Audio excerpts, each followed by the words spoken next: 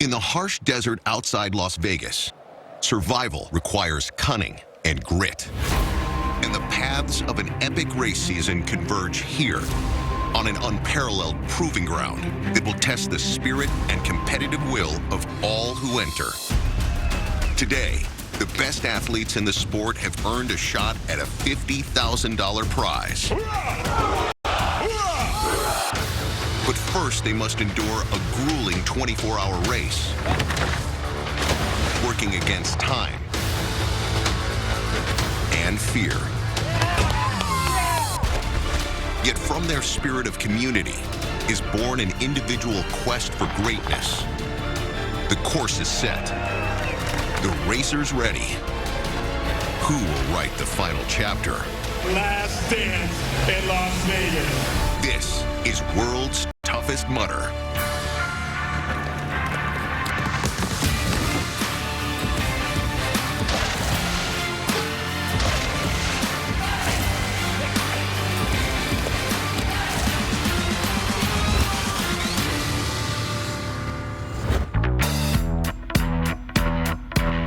"2017 has been a big year for obstacle course racing, also known as OCR. And just outside of Las Vegas, over 1,500 competitors have arrived for the 7th annual running of the World's Toughest Mudder.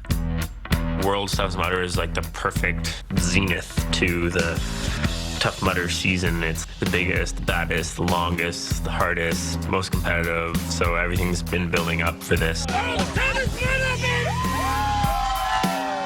Here we are now, and I'm really excited just to get out and run and run and run and run. Tough Mudder is the ultimate test of physical and mental endurance. In addition to toughest and world's toughest, regular 5 to 10 mile Tough Mudder half and full events take place almost every weekend on courses around the world. It's here that the legendary Mudder community comes together to support all participants, help each other on the course, and define winning as doing your personal best.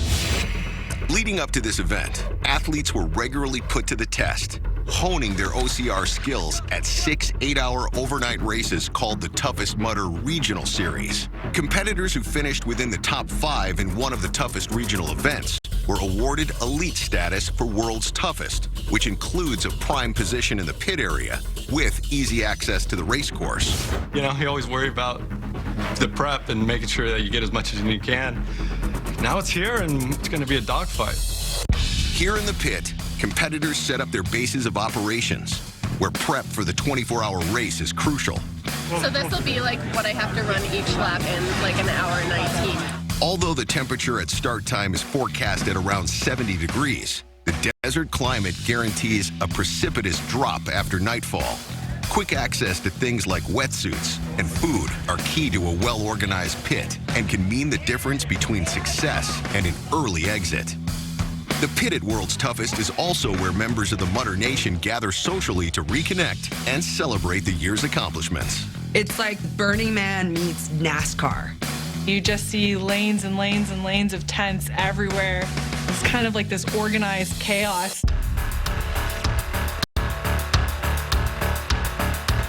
It's so much fun to come into the pits. And my signature move. One of the most inclusive groups of humans that I've ever seen.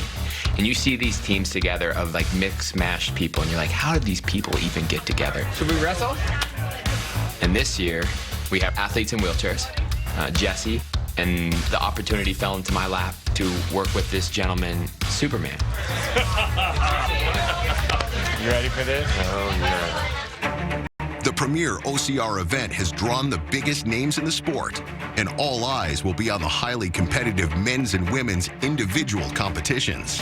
For the women, it's one of the most stacked fields in World's Toughest history.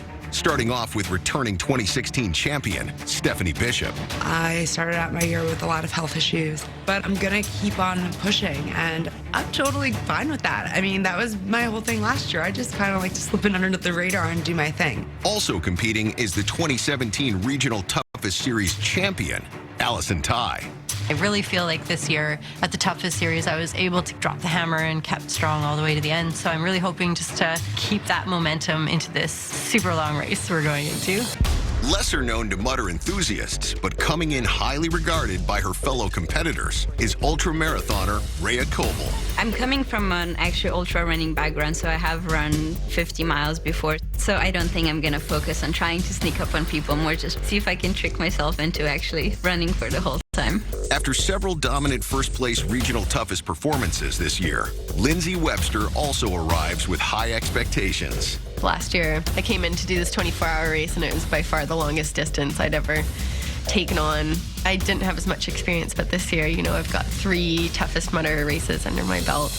For the men, Webster's husband, Ryan Atkins, is the presumptive frontrunner. This year, leading up to World's Toughest Mutter, has been, I think, more hype and more excitement than ever. There's a lot of rockstar athletes coming in to compete. But he will be challenged by his 2016 World's Toughest teammate and the winner of Europe's Regional Toughest event, Jonathan Albon. I did Europe's Toughest Mutter, one of the harder, toughest events this year. So that's kind of bodes well for me because I managed to get the win and do the 50-mile bonus. But then obviously, unless you race the best athletes at every event, you don't really know where you stand. It's been a highly anticipated head-to-head matchup between Atkins and Albon, who won the 2016 team championship together. It's like an Ali Foreman type thing. That's how it's touting to be. Not to be counted out, returning men's champion Trevor Sykos has his own designs on the 2017 podium. Last year, I won the race, and I'm coming back as the reigning champion, which means I got to try and defend my title and surpass my mileage from last year. I have confidence I can get 110 miles this year. Placing second last year in the team division with Chad Trammell, Robert Killian is a top contender returning to World's Toughest to run solo. Sometimes I felt like I was holding him back. Sometimes he felt like he was holding me back. So this year, I want to see what I can put out there, and it's going to be myself, John, Trevor, and Ryan just all out there battling. The first person to 110 miles gets that big bonus. $50,000 is on the line for the first man to reach 110 miles, and for the first woman to reach 100. Epic feats fitting for what is being touted as the last dance in the desert. Last year in the desert, so it moves venue next year. And for me, it's just a very magical place because I only know World's Toughest as being here. And with one of the most formidable fields ever assembled, it has the makings to be the greatest World's Toughest ever run. I'm gonna bring the hammer down. Atkins, Albon, Trevor. I'm gunning for everybody. Yeah, I've got a huge chip. I've got a whole bag of chips on my shoulder. Yeah. Oh, it's counting down. 3, 2, 1.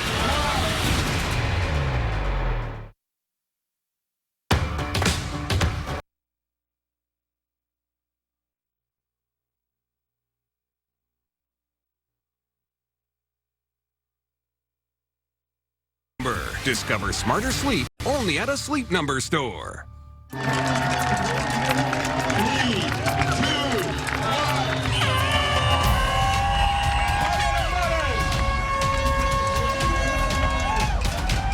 The final World's Toughest Mutter to be run in Las Vegas is underway. Like all Mutter events, World's Toughest integrates the natural surroundings of the location to enhance the challenge of an already difficult 24-hour race. The terrain that we're going to be running, it's loose sand, gravel. So, you do run into the risks of twisting ankles and that kind of thing. Adding to the rigors of the grueling distance and precarious environment are 21 man-made obstacles that are introduced at different times throughout the day and night as the race progresses and conditions deteriorate. The course is brutal this year with the combination of teamwork-based obstacles, water obstacles, and grip-intensive obstacles. It was just a perfect storm of a tough course. Combined together, they are a daunting collection of challenges designed to further exhaust the competitor's physical and mental endurance. You get tired, grip, you get in some mud and all that to make that real slick and challenging. I'm trying to keep myself calm and just chill out and be in the moment. Adding to the challenge are new obstacles like Kong Infinity, which makes its debut here at World's Toughest Mutter. With surprises around the corner, caution is as important as speed. I don't totally just gas myself off the start, but I kind kind of mark people and keep tabs on people. Former Army Ranger Robert Killian favors a more aggressive approach. I like to go out and, especially for that first hour when you know there aren't going to be all the obstacles open, you want to try to get in as many miles as you can early. Like Killian, first-time World's Toughest competitor Rhea Coble throws caution to the wind, finishing her first lap 3 minutes ahead of the pack in first place. Actually, it didn't feel fast. I think that's just because I was used to the 10-mile races where people go really fast. Coble's speed and competitive grit took root at an early age. I grew up in Slovenia. I was born there.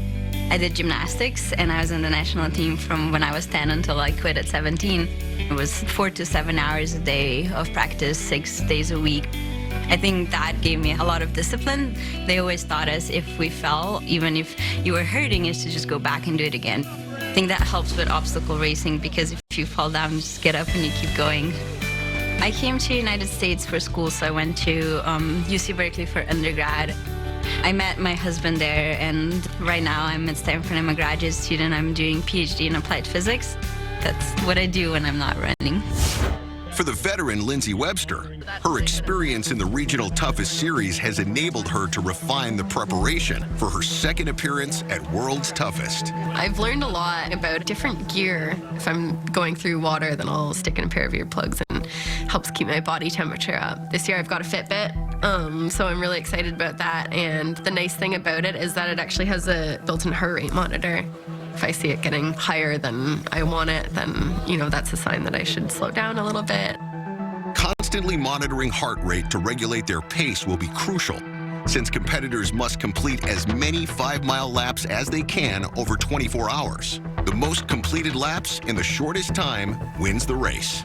The rumor is that it's very obstacle heavy, which will play definitely into my favor. I'm just not as fast as some of the girls, but this is a really good opportunity for me to be able to gain ground.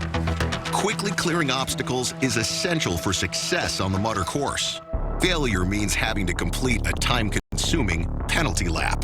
The penalty was almost another mile of running, which when you've been running for 18 hours or whatever, that's quite painful. As the first obstacles open up on the course, competitors immediately shift strategy, slowing down the pace for the long road ahead. Once the obstacles start, dialing into your pace and not letting others dictate, what you're going to do. I think that's going to be key. They're just starting to open the obstacles, so just trying to keep it easy and not get mauled up by the barbed wire and just keep trucking. I'm going to start a lot slower this year than last year. I'm that person that I wake up 16 hours in, and when people are broken that late in the race, it can be really easy to pass all of them. Just over 2 hours into the race, Robert Killian pushes the pace, daring the competition to follow as he surges ahead of race favorites Ryan Atkins and fellow military veteran Trevor Sykos. But one of the things that's actually brought me into obstacle course racing was being in the military. Special Forces, Green Beret, and one of the things we do as part of our training are obstacle courses. All those experiences have helped me to go back and reset the drawing board, and I think I'm more prepared and more ready for this year. And that's kind of why I decided to go solo. I've done the team race with Chad. We hit 100 miles. There's only 4 people who have done that in the entire world. It's crazy how a 100-mile race can literally come down still to every second, every lap, and you just got to keep pushing forward. How you feeling? Feeling great. World's Toughest newcomer Rhea Coble continues to lead the women, ahead of top flight competition that includes Allison Tai and 45-year-old World's Toughest legend Deanna Blegg. Having a great time, getting the miles done, and just feel amazing. I'm really happy with how it's all going. For the women's 2013 champion, this World's Toughest appearance represents a lot more than a chance to return to the podium. I've had a kind of a rough journey. Back in 1994, when I was 24 years old, I was diagnosed with HIV. We talk about shocks in life. I'm only alive today because the HIV medication was available. Since then, I've been able to have a family, pursue a career, pursue my sporting career. Last year, I found a lump in my breast. It was found to be breast cancer. I had a lumpectomy, went through chemo, lost all my hair. And for me, it was just a matter of rebuilding. And it just amazes me that, and I'm 45 years old, I've been living with HIV for over 20 years, and I'm beating like elite chicks that are 20, 21, 22, and it was really overwhelming. I was like I was living this little dream that I'd never thought possible. So whatever happens in the 24 hours of the event, it is a bonus. Coming up, with sunset right around the corner, competitors urgently try to get in as many miles as possible before the hazards of night arrive. I do like the night factor because I think everyone who's run the toughest is going to have an advantage there.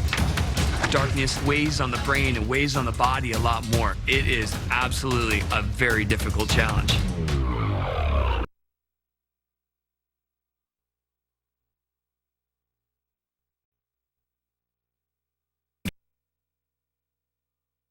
And the moon-like terrain is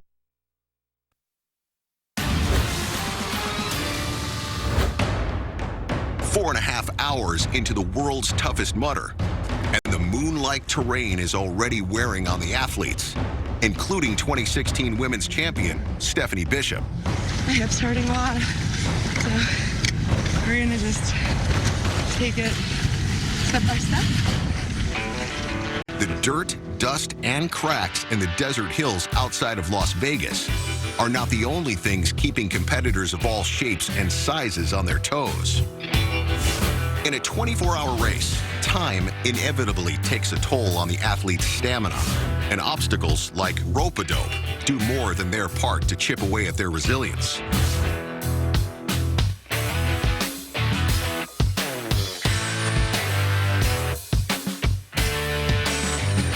The concept behind rope-a-dope is simple enough. You have to climb this rope and then shimmy down this one. The main challenge is grabbing the rope every time because it's pretty hard to coordinate that jump and grab, especially when you've been running for so long. The start of the climb offers a surprise.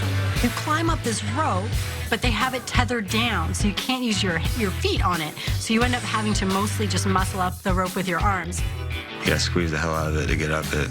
And then also, you're pretty high up, so if you missed your first one rope to the next, it's gonna be a long fall. As formidable as it is, for Mudder veteran David Tyson Perry, also known as Superman, rope-a-dope has been one of the lesser challenges in his life. I fell off a roof is why I'm in this wheelchair. The Superman name, it came from my family believing in me. They kept pushing me to do extra things and bigger things, and then I ended up doing these Tough Mudders. We did our first Tough Mudder in 2013. That feeling from the first one can't be matched. I can't really describe the feeling in words. Tough Mudder, they're the best people. And their heart is bigger than anything else you'd ever think of. People to see my story and want to reach out to help me. It just proves that there still is like heart out here in this world with so much negative stuff going on. I've told people on the course when they've looked down and out, you know, like, hey, it could be worse. You're already here, might as well finish. I don't let the fact that I'm in this wheelchair be the reason that I'm not out there. This is the biggest moment that I've ever been a part of. And my teammates get to be a part of that. It's a special moment. It's right around dusk in the desert, and Robert Killian remains in first place, continuing to hold race favorites Canadian Ryan Atkins and American Trevor Psychos at bay. There's so many amazing athletes that come out to this. There's so many possibilities, you know, with strengths and weaknesses and what can happen. And I didn't see John Albon up there, so it's kind of like, where's John? Is he really sitting back? Just outside the men's top 5, it's unknown to the competition that expected front runner Jonathan Albon has suddenly faltered. I've puked everything up on the last lap, and I'm not feeling so good. All I can concentrate on is my strategy to forget anyone else exists, just me in the course, try and do as many laps as possible. There's going to come a point in a 24-hour, 100-mile race where your body's going to just check out, and it's going to say, this is all I've got. Still feeling good. This is, right now, the longest I ran this year. In 4.5 hours, Rhea Coble has run 2 miles farther than a marathon, but there's nearly 20 hours left to go as she holds on to first place over veteran Allison Tai, while Lindsay Webster breaks into the top 5 for the first time, taking third. The setting sun marks the arrival of what is known in the Mutter community as night ops, the 12-hour time period from dusk to dawn when running the course becomes even more challenging. The pit responds with a flurry of activity. I like the air.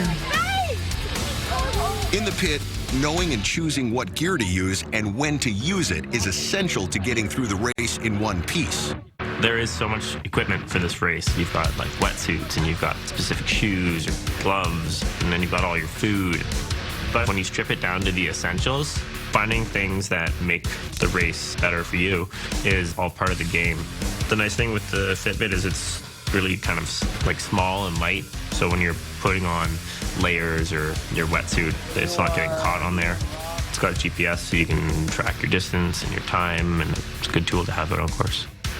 As mutters push on into the night, the rigors of the course start to take their toll. The sun goes down, that alone changes everything. They were getting colder than we were expecting, and I kept getting reports that the freaking obstacles were brutal. Oh, come on, knee. I hit it like right on the edge, right on blocking this monster. In a surprise to the rest of the field, Jonathan Albin succumbs to illness and retires to the pit to recuperate. My heart kind of broke for him when I heard that, because I know how competitive of a person he is. With Albin now out of the race, a new path to the podium has opened up. When the projected leaders start dropping, I mean, that opens the doorway for other people. This is where the race starts. People start falling apart 50 miles in, and other people just keep doing what they're doing. That's what I'm doing.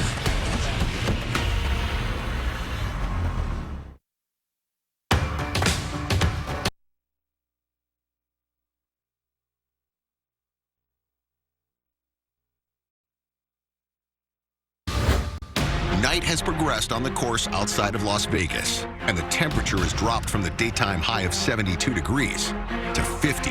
The temperature's dropped 15 degrees, the wind's hitting 10 miles an hour, and you're being plunged into water. The grip strength endurance starts to fail you. Further complicating this challenge, obstacle placement is a huge factor. The cold water of Shawshank severely impairs grip strength and dexterity right before when mutters need it most, swinging from the rotating bars of Funky Monkey. Once it started to get a little bit colder, those obstacles become very difficult, and failing Funky Monkey, which was an almost full mile penalty, just mentally broke me. It's like a 6-minute penalty loop, so I know Atkins is right behind me now. For me, what was frustrating is that's exactly when Ryan Atkins passed me while I was on my penalty loop. Having surpassed the vaunted 50-mile mark, Ryan Atkins takes advantage of Killian's misstep to take over first place. For a Funky Monkey, you transition to these super slippery monkey bars. I swear they must have polished them or something. With conditions deteriorating even further, Funky Monkey continues to stymie the competition, this time claiming elite competitor Morgan Mackay, who sustains a concussion and has to leave the race. Morgan was very strong that she doesn't fail obstacles. And then she's on Funky Monkey and comes off and bangs her head, and game over. Approaching the 50-mile mark, Rhea Coble continues to grow her first-place lead, but there's another shakeup in the women's race as Lindsay Webster erases a 10-minute deficit to overtake a struggling Allison Tai for second place. After the sun goes down for a little bit, usually about 8 hours into the race, I have this little dark point, and it's always like, I don't want to be here, I want to go home, I'm tired, this is taking forever. In the pit, Ty's husband John is right there to help her recharge the batteries with food and emotional support. Every time I see somebody I know and love, it helps, but it's just one of those things. You ride the highs and you ride the lows, and right now it's a low, so keep riding. Like Ty, all of the competitors depend heavily on the members of their pit crews to help rejuvenate both body and spirit. The pit is where the race can be won or lost. Having a good pit crew and having good strategy is essential.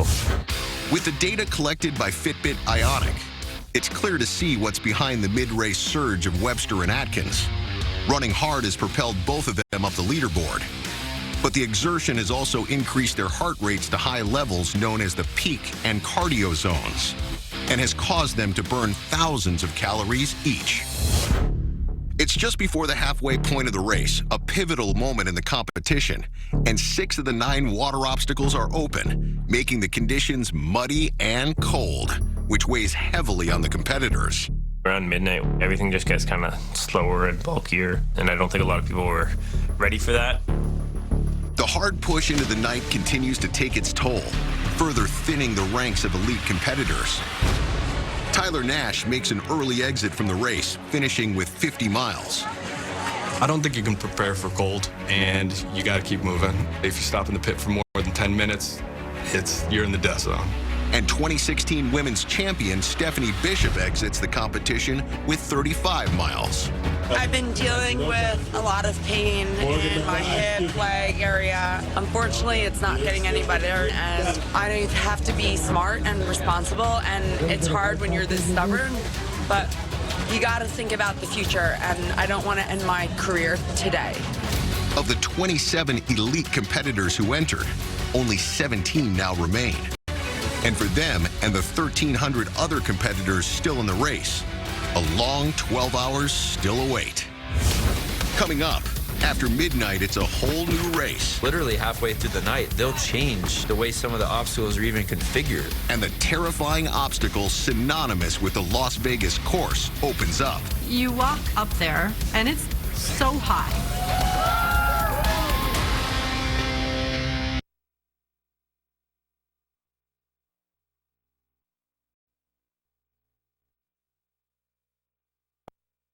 To be mixed, matched, and stacked with help from Jared's own Pandora expert.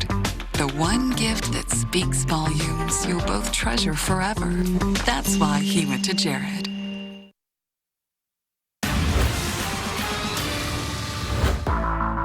It's midnight on the Mutter course, the halfway point of the race, and the line that separates the truly committed from the rest of the pack.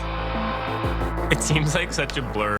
You're just waiting for that moment when it gets really, really tough. And I've been there so many times that it's exciting. It's like you can embrace it and you can like sink your teeth into it. For all mutters, the stroke of 12 signals the opening of one of the most daunting obstacles of them all, the cliff.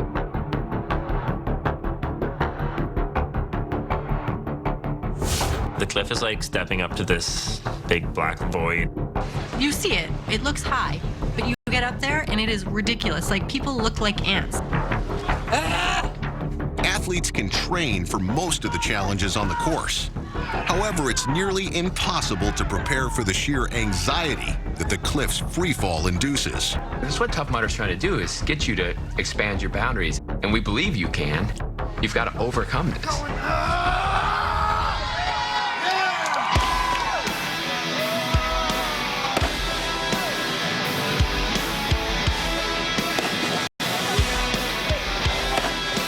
They don't like it, but they know if they don't do it, they got a massive penalty lap, so they do it. As difficult as the cliff may be for most competitors, it's especially challenging for adaptive athlete David Tyson Perry, who clearly earns his nickname, Superman. My teammate says, yeah, we can do it. Just like that, baby. Almost there. Come on. I can jump into the water like everybody else, so I don't have to take a penalty lap on that one. Anybody else going?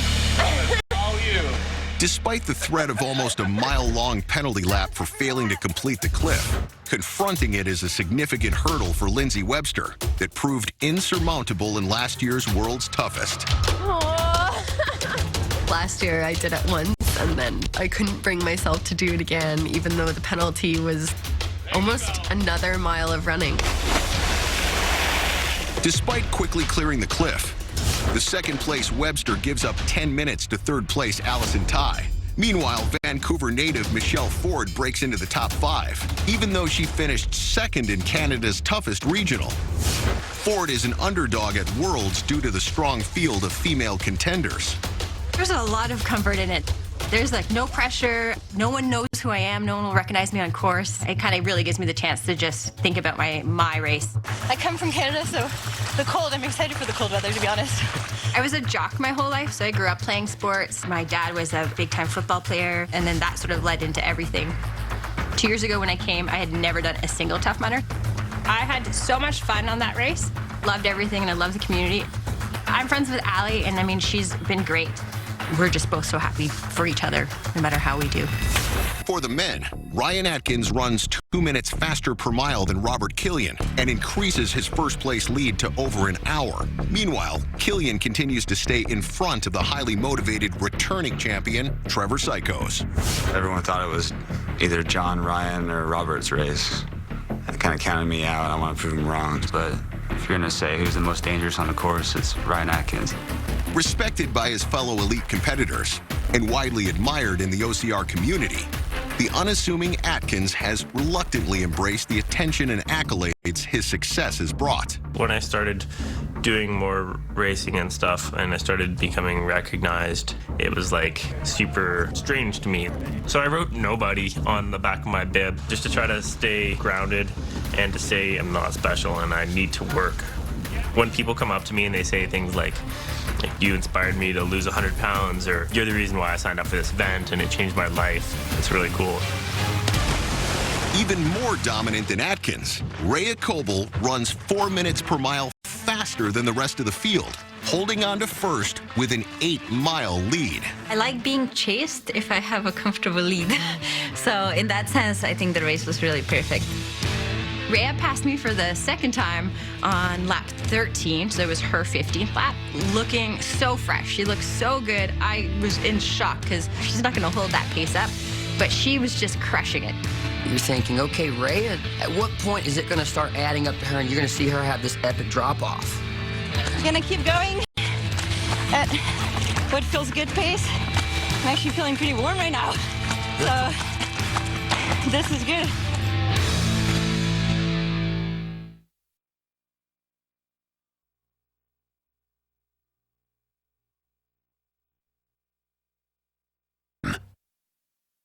Get the C. It's 90 minutes before sunrise, and in the last quiet hours of night, the competitors face some of their biggest challenges yet. People are kind of zombieing their way up through the course. That's when I find I start to get a little sleepy. I start thinking about how good bed's gonna feel. In the middle of the race, towards the end, that is a big struggle that we go through. We're trying to figure out where our competitors are, how big of a gap they have, and sometimes it's weighing on your mind every single lap. I was cold and just in pain kind of everywhere, but mostly it's trying to keep my mind occupied out there. I know that Ryan plays mind games, and he says when he gets really bored and runs out of things to think about, then he'll just count his steps, or you come up with little reasons to keep going. For such a hard race, it's really important to stay positive, and as soon as you start going down that dark hole, it's really hard to come back from. Revisiting the Fitbit Ionic data, Atkins is able to stay ahead of the pack and on pace for a possible 110 miles by maintaining a brisk pace, keeping his heart rate high in the cardio zone for several hours.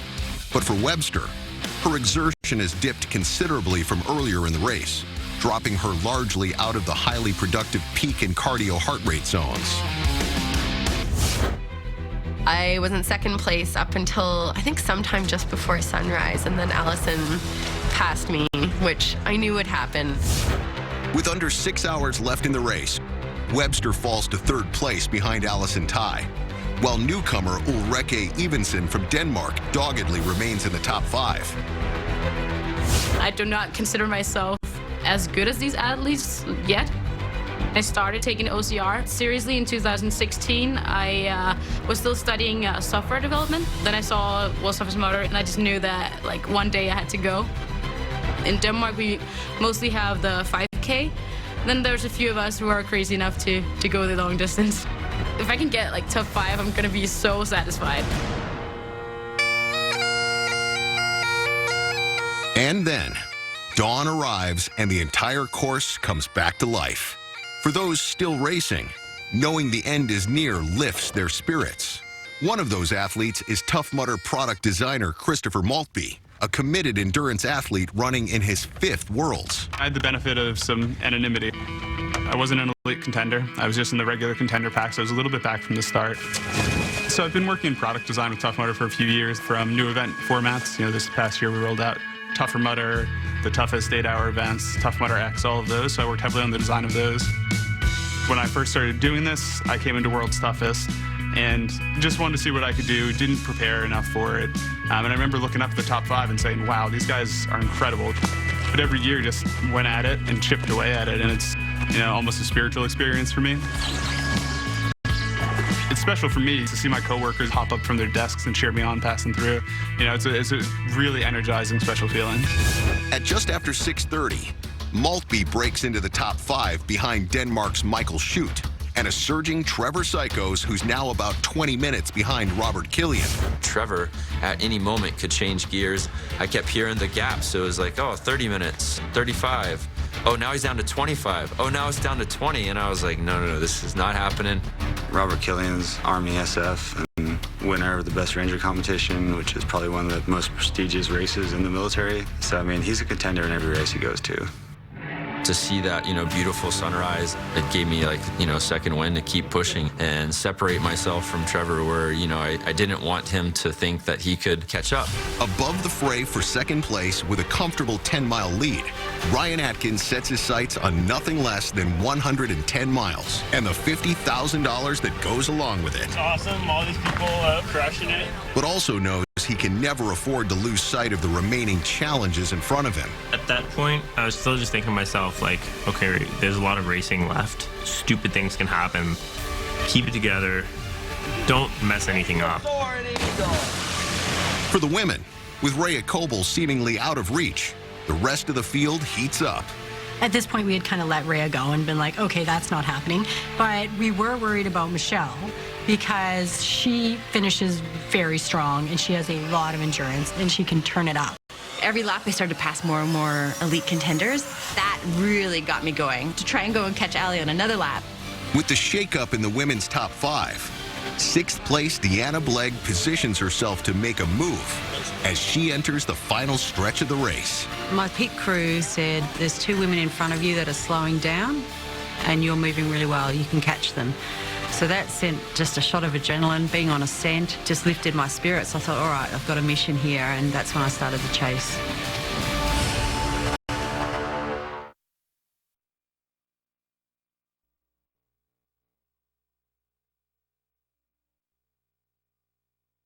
Sponsored by the all-new Fitbit Ionic, the smartwatch designed for fitness. By the final 3 hours of the 2017 World's Toughest Mudder, a full third of the field has dropped out. For the men, Ryan Atkins holds a commanding lead in first and is on pace to reach 110 miles in 24 hours, a feat that has never before been accomplished at World's Toughest Mudder. Did a re-estimation of my new lap times, and I'll probably hit 110 at noon. And so I just tried to keep it together and not get excited until I was in that finishing chute. Ryan Atkins pretty much already got the win, but I can fight for second. Late in the race, my focus is just to keep moving for the 24 hours. I want to hit my certain mileage goal, which this year was 100. In these crucial final hours of the race, Trevor Sykos remains in third, steadily pursuing Robert Killian, who holds a 3-mile lead. I know Trevor's 45 and I was only 30, so yeah, that definitely made me pick it up just a little bit as well. I know Ryan Atkins is in front of me, I know Trevor's behind me, and I know that I have to go out and smash these last few laps to solidify second place. And I had been saving a little bit in the gas tank just to do that. Meanwhile, after more than 18 hours, a completely exhausted Lindsay Webster succumbs to the rigors of the course. I couldn't lift my feet up anymore, so I ended up getting passed by 3 girls, which brought me down into 6th. She falls out of the top 5 and contention. The rest of the women's top 5 continues to be highly contested, as the fight for second place between Michelle Ford and Allison Ty is now at a critical juncture. Legs are getting real stiff. Everything's getting real hard. She was about 40 minutes ahead of me. Then my crew found out that she was slowing down. So then they were trying to hustle me to maybe get in one more lap before noon hit. Michelle looked like she was going to go hard and potentially catch me. Having already run almost 70 miles, 48-year-old Deanna Blegg breaks into the top 5, battling neck and neck for 4th place with Ulrike Evensen, who at 23 is less than half her age. I'd just come through my transition. I was out there with my porridge. So I've turned around and seen Everson behind me. I just went, oh, okay, she's got some grunt. Got to push out another strong lap. I was battling with Deanna Blegg, and I was pushing as hard as I possibly could, and I was like, okay, let's just bring this one home, and I just felt so good. The Las Vegas desert comes alive in the final hours of the race as spectators and pit crews rise to the occasion, inspired by the gutsy performances on the course. Everybody was cheering really loud, which felt really good. I'm not used to this quite yet.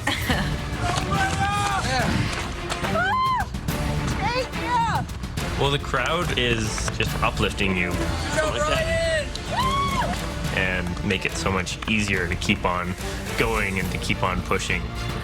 It's now an hour until the race's official 12 p.m. finish, but the rules allow competitors already out on the course before noon to continue running until 1:30 p.m. to complete their final lap. Although Trevor Sykos is fading, Robert Killian takes no chances as he cruises through the pit and heads right back out onto the course in pursuit of 105 miles. I wasn't satisfied with just 100, though. You know, I want to go out and do better than I had done the year before. So I want to go out and do 105 miles. Trevor could come in 40 minutes and decide to go on another lap. So I'd rather just seal the deal right now. For the women's race, just short of 24 hours, and with Michelle Ford right on her heels, Allison Ty must decide on taking a 17th lap. So she can catch me? No. You have 2 hours and 20 minutes to do your next lap. Yeah. And it's yours. My last 2 laps were significantly faster than her 2 laps. And her husband was like, you have to go out for that last lap. Michelle Ford could steal second if she's running 130 laps. And apparently she's still strong on the obstacles. It's possible. While second place continues to take shape, the close contest between Deanna Blegg and Ulrike Evensen comes to a close, with Blegg beating out Evensen for 4th place. To finish in the top 5, to know I've been able to rebuild my body back, and also to be like 48, like I'm double the age of most of the girls out there, so absolute thrill. Adaptive athlete David Tyson Perry, better known as Superman, completes his goal of 25 miles. It's life-changing. This was the biggest thing that I've ever done. After 19 laps, Trevor Sykos decides he's had enough as he secures 95 miles and 3rd place for the men. The course is brutal this year, but just mentally pushing through, it just proves that, you can do anything if you just don't quit. Becoming only the 2nd woman to secure 90 miles in World's Toughest history, rookie Rhea Koble blows away expectations as she crosses the finish line in 1st place for the women. I kind of signed up for this race not knowing if I could finish it, and then to win it was just overwhelming. Gutting it out to finish 105 miles just under the 1:30 cutoff time, Robert Killian takes 2nd place for the men. I went 105 miles, pushing my body past any expectations and any limits that I thought I had. That is what, Tough Mudder is about. And to get 2nd place, it's amazing. Allison Ty wins the battle for 2nd with Michelle Ford, picking up the pace in her 17th and final lap by 30 minutes and completing 85 miles. I was really impressed with my performance. I was out there in a stacked field with some incredible athletes, and it was a huge accomplishment. But among the great performances, none was better than that of Ryan Atkins. He crosses the line in just under 24 hours, having run 110 miles on a course that was widely considered the most difficult ever. It was a feat never before accomplished at World's Toughest Mudder, and was a fitting end to a year of dominance in the inaugural Regional Toughest Series. For his efforts, Atkins won $50,000, an orange blazer, and the admiration of an entire sport. The Toughest Mudders really kept that ember burning, like, inside me. And so for me to just finish up this big challenge that I had set out to undertake, and it feels really good. With the conclusion of the world's toughest mudder, here are the final standings.